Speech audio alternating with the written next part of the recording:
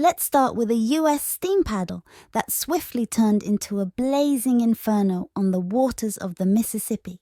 So the Civil War was finally over in April 1865. Hooray! The Confederate Army threw in the towel, and Union soldiers who had been stuck as prisoners of war were suddenly free. These newly liberated soldiers found themselves in Vicksburg, Mississippi, waiting for a ride back north. Enter the SS Sultana, a steam paddle ship that had seen better days. Built in 1863, this vessel was originally designed to carry passengers, mail, and a few barrels of whatever folks in New Orleans and St. Louis fancied at the time. But now, the Sultana had a new gig, cramming in as many soldiers as possible and hauling them up the Mississippi River. On April 26, 1865, the Sultana set off, packed to the brim with 85 crew members, 70 passengers, and a casual 2,300 soldiers, because clearly 356 people, its actual capacity, just wasn't ambitious enough. What could possibly go wrong? Well, fast forward to the early hours of April 27th. As the Sultana made its way upriver about 13 kilometers from Memphis, disaster struck.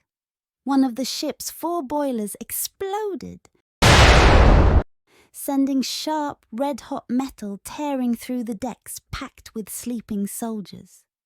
In mere minutes, 2 more boilers detonated, turning the vessel into a fiery wreck.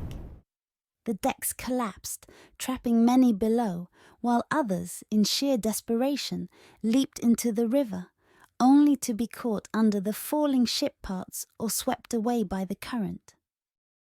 Turns out, overloading a ship and cranking the boiler pressure up to the max is a recipe for disaster.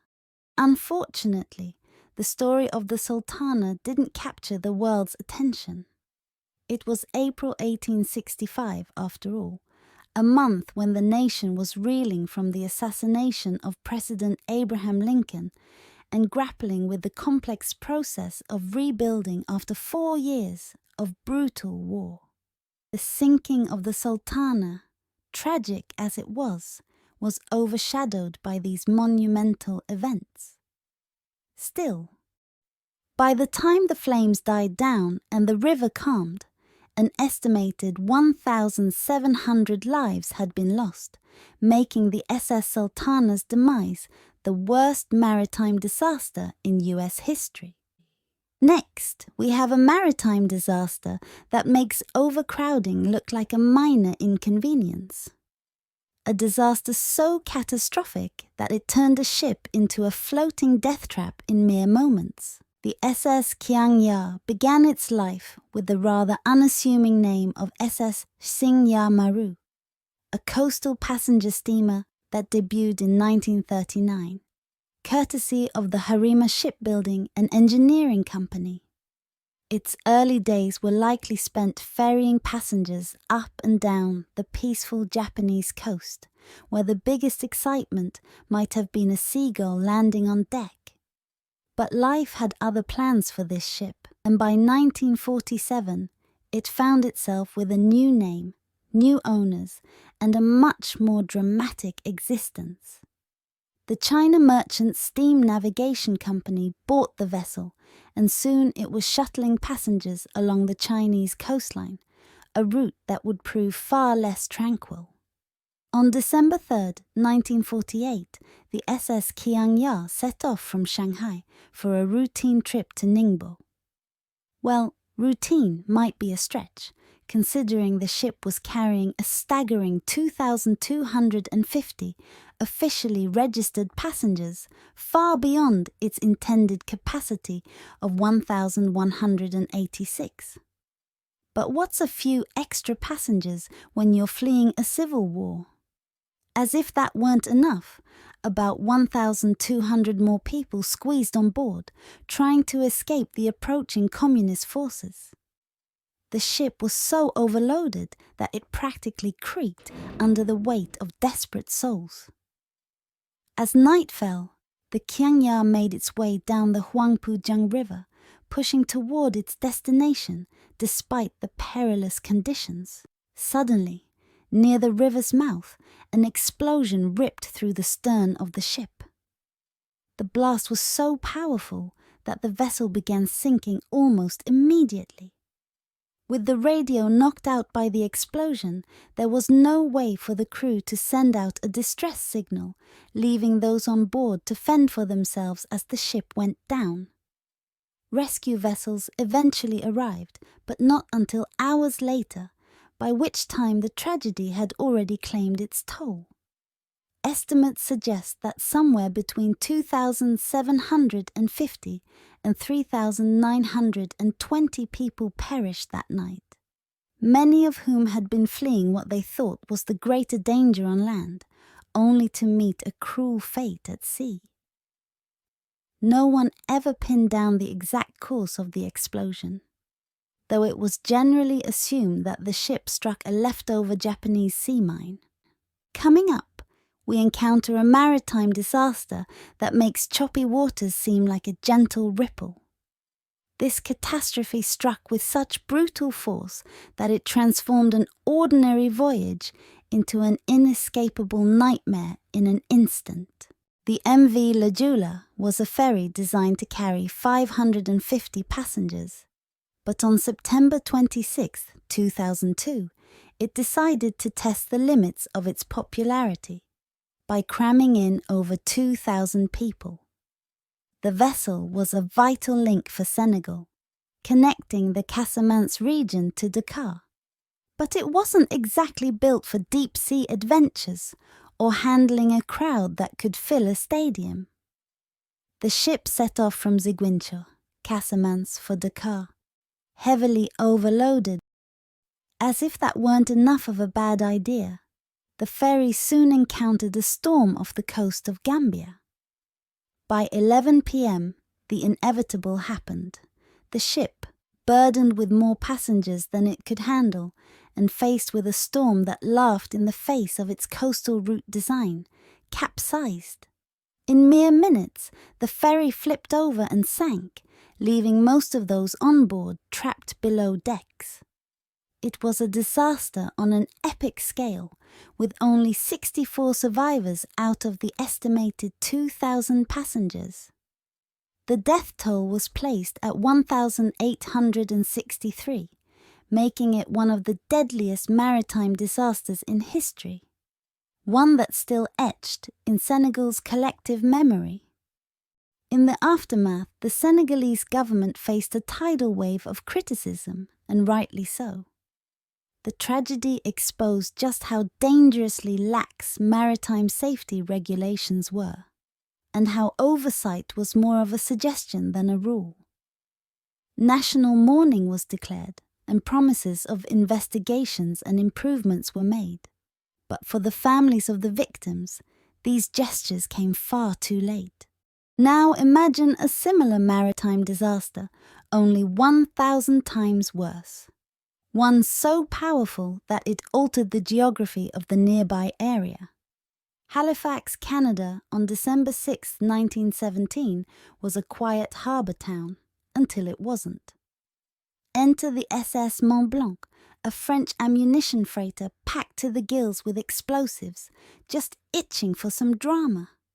Not to be outdone, the Norwegian ship SS Imo decided that a foggy harbour was the perfect place to play a game of who can get out of the way first. Spoiler alert, nobody won. The Mont-Blanc and Imo found themselves on a collision course, and because they apparently hadn't brushed up on their maritime right-of-way rules, disaster struck. The Imo rammed into the Mont-Blanc, and while the initial collision didn't set off any alarms, the sparks that flew when the ships scraped together certainly did. The crew of the Mont-Blanc, realizing their ship was about to turn into the world's largest firecracker, did what any sensible sailor would do. They abandoned ship and rowed like mad for shore. The Mont-Blanc, now on fire, drifted toward the city, the flames licking at its cargo of high explosives. At 9:04 a.m., the Mont-Blanc finally had enough and erupted in a blast that could be heard over 200 miles away. The explosion was so massive, it vaporized the ship and sent a column of fire and smoke miles into the air. The shockwave flattened everything in its path: buildings, trees, people, leaving a mile-wide radius of total destruction. Windows shattered 50 miles away, and the ground shook with the force of a 2.9 magnitude earthquake. As if the explosion wasn't enough, the blast also triggered a tsunami, sending a wall of water crashing into the devastated city, drowning those who had survived the initial explosion. Fires broke out across Halifax, fueled by the wooden rubble and the winter winds. Entire neighborhoods were wiped off the map, and 25,000 people were suddenly homeless in the middle of a bitter Canadian winter. Help poured in from across Canada and beyond. The city of Boston in particular sent aid, earning a place in Halifax's heart that is remembered even today.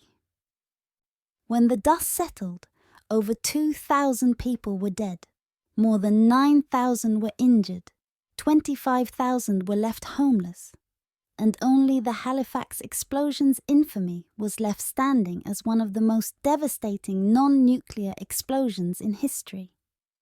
Lastly, we turn to a journey that began as a routine ferry ride, but ended as one of the deadliest shipwrecks in history. Boarding a ferry for a routine trip across the Philippine waters might seem like just another crowded, slightly uncomfortable ride. Nothing too thrilling. But when you're packed in with over 4,000 others on a ship built for 1,500, things start to feel a bit more precarious. On December 20th, 1987, the MV Doña Paz, like most other examples on this list, was absolutely packed to the gills. The seas at the time were clear but choppy, and it was most likely due to these conditions that the MV Doña Paz collided with an oil tanker, the MT Vector, which was later found to be unseaworthy and operating without a license, a lookout, or a qualified master. The tanker's 8,800 barrels of petroleum didn't waste any time and ignited, setting the night sky ablaze. Now you'd think that would be bad enough, but hold on, there's more. Life jackets, locked away like they were the crown jewels. Lifeboats? Let's just say they weren't exactly helpful. With the ferry rapidly going up in flames, passengers were left with a choice between leaping into the water or staying aboard the floating inferno. Those who jumped found themselves either swimming through burning oil or lost in the pitch-black darkness. Rescue efforts were slow to begin, and by the time help arrived, it was too late for most of the passengers. Of the more than 4,000 people on board, only 24 survived, making the MV Doña Paz disaster the deadliest peacetime maritime tragedy in history, with an official death toll of 4,386.